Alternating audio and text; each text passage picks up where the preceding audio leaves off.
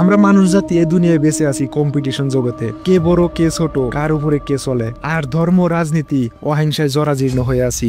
আমরা মানুষ জাতি ভুলে গেছি আগের দিনেও মানুষ এসব থেকে দূরে ছিলেন। তারাও বসবাস করতেন এই আধুনিক দুনিয়া থেকে অনেক দূরে, সারাদিন শিকার করতেন আর জঙ্গলে থাইকা সুখে দিন কাটাতেন। পৃথিবীতে এখনো এমন একটা জায়গা আছে যেখানে মানুষ আজও পাথরের যুগে বাস করে, একটা ছোট্ট দ্বীপ ভারত মহাসাগরের বুকে, নাম নর্থ সেন্টিনেল আইল্যান্ড।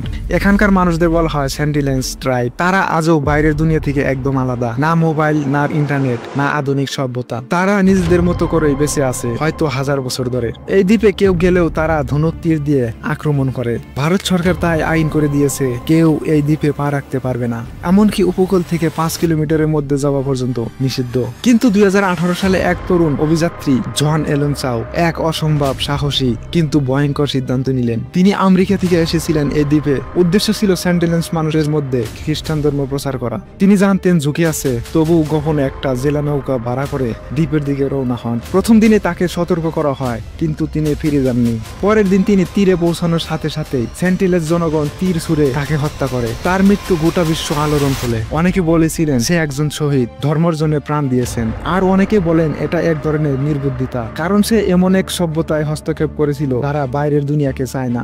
আজও নর্থ সেন্টিনেল আইল্যান্ড পৃথিবীর সবচেয়ে রহস্যময় দ্বীপ। কেউ জানে না তারা কতজন, কিভাবে বাঁচে, কোন ভাষায় কথা বলে, তারা কি জানে বাইরের দুনিয়ায় কি ঘটে। এই দ্বীপ যেন সময়ের বাইরে আটকে আছে, যেখানে মানুষ এখনো প্রথম দিনের মতোই বেঁচে আছে, আর আমরা কেবল দূর থেকে তাকিয়ে থাকি একটা নিষিদ্ধ, অজানা আর রহস্যময় পৃথিবীর দিকে।